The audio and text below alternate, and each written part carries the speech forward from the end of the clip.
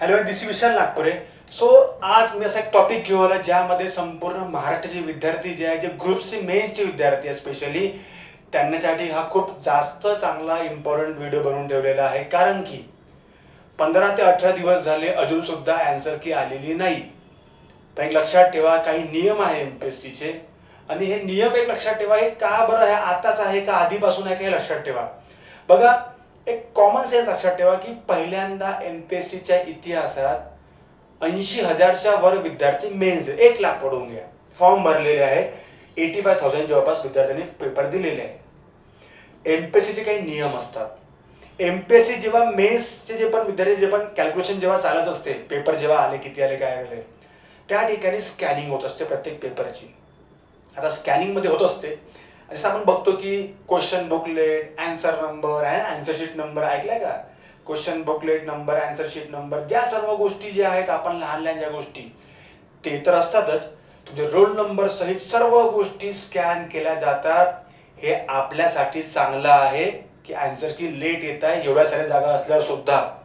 तर होते काय याच्यामध्ये की जे पण लोक गैरप्रकार करतात त्याला सेटिंग काहीतरी असं असं आपण बघतो बाकी ठिकाणी.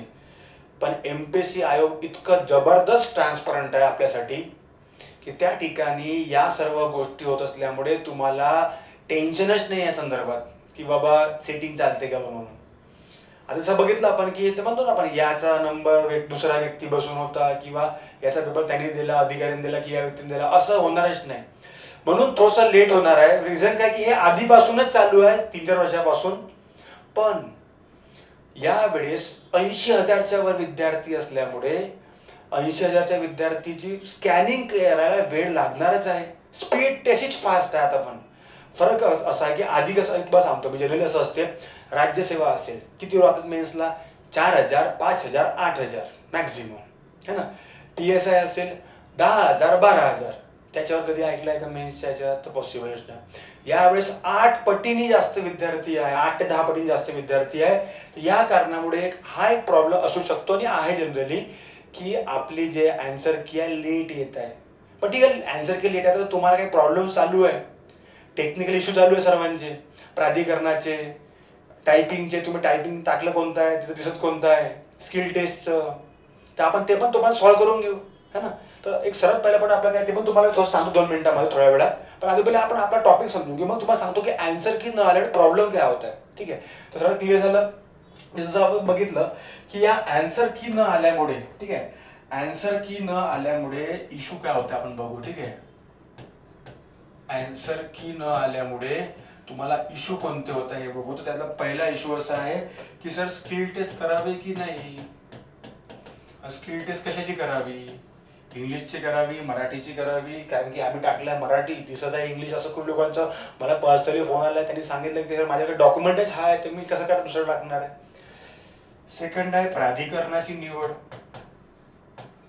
प्राधिकरणाचा हा मुद्दा मी उचललेला आहे ना, ऑलरेडी या सक्सेस पण मिळालेला आहे. उद्या आपले विद्यार्थी मुंबई ऑफिसमध्ये जाणार आहे आणि निवेदन घेऊन जाणार आहे. आय होप की त्याच्यामध्ये सर्वांना ऑब्व्हियसली जिंकतील, सर यश ते मिळेलच. प्राधिकरणाचा इश्यू झाला, लोकांना माहितच नाही प्राधिकरणाची लिस्ट असते काय असते, आम्ही टाकले, आम्ही भरले आहे, माहितीच नाही काय. स्कोर 200 आहे, 180 स्कोर आहे. तिसरा पॉईंट, आता जसं या सर्व गोष्टी आहेत, मग नेक्स्ट एक्झाम करायची की नाही हे इश्यू एक, हा तर ठीक आहे, पण हा तर आपला जनरल इश्यू ग्रुपचे असल्यामुळे आपण एक्झाम तर करणारच आहे. पण एक फ्री माइंड तर करू, कारण की स्किल टेस्ट पण करायचे, हे कसं करणार आहे एकसं दोन्ही पण वन टाइम, कारण मला at a time one time post तर घ्यावी लागेल. तर इश्यू असा चालू आहे विद्यार्थ्यांना की स्किल टेस्टचा जो इश्यू चालू आहे, इंग्लिश और मराठी. मराठी सर्वांना माहिती आहे, जरी सोपी बोलायला असली पण टायपिंगमध्ये मराठी कठीण आहे. पण झालं असं आहे, खूप लोकांना टेक्निकल प्रॉब्लेम चालू आहे या ठिकाणी, टेक्निकल इश्यूज चालू आहे. टेक्निकल इश्यू सॉल्व्ह करून घ्या. चांगला आहे, लेट येतात आन्सर की, लेट येण्याचा हा सुद्धा एक फायदा आहे. म्हणून प्रत्येक गोष्टीत पॉझिटिव्ह बघावं मी नेहमी सांगतो. तर हा एक पॉझिटिव्ह झाला याच्यामधला की लेट या आल्यामुळे टेक्निकल इश्यूज जे तुमचे आहे ते तुम्ही सॉल्व्ह करून घ्या. आणि खूप मोठे इश्यू आहे, लहान इश्यू नाही आहे. तुमची गव्हर्नमेंटची जॉब जाऊ शकते याच्यामध्ये. स्किल टेस्ट तुम्ही मराठी टाकून ठेवले, तुम्हाला इंग्लिशची करायला लागणार वेळेवर, असं खूप लोकांचा इश्यू झालेला आहे. प्राधिकरणच निवडले गेलेले नाही आहे. खूप जण एक्स सर्व्हिसमॅन असतील, दिव्यांग असतील, महिला असतील, नाही होऊ शकत, प्रत्येकाला प्रॉब्लेम आहे. प्रिलिम मध्ये प्राधिकरण दिलेले पहिल्यांदा नवीन नवीन गोष्टी झालेल्या आहे. तर मी याच्या संदर्भात ऑलरेडी इश्यू उचलला, मी सांगितलंय की लिंक ओपन करा, प्राधिकरणासाठी लिंक ओपन करा, आपण या सर्व गोष्टी करू शकतो. माझ्या मार्फत ते मी विद्यार्थ्यांना सांगत आहे, पण विद्यार्थ्यांनी पर्सनल इंटरेस्ट घेतला पाहिजे. आणि मला असं वाटतं की काही विद्यार्थी आहेत ग्रुप बनवून त्यांनी खूप चांगल्या पद्धतीने बिचारे काम करत आहे. शेवटी कसं आहे की गव्हर्नमेंट जॉब आहे बॉस. तुम्ही जर म्हणा की नाही बाबा पाहून घेऊ, जो व्यक्ती शांत बसला या. आणि लक्षात ठेवा, मला एक असं वाटतं की आजच्या कंडिशनमध्ये फक्त अभ्यास करून पोस्ट मिळत नाही, तुम्हाला बाकी सुद्धा लढाई लढावी लागत आहे. म्हणजे मी तुम्हाला इश्यू सांगितलं ऑप्टिंग आउटचा सुद्धा, तो पण मी तुम्हाला जनरली बोलणार आहे. ऑप्टिंग आउटचा सुद्धा एक इश्यू आहे जनरली, ऑप्टिंग आउटचा.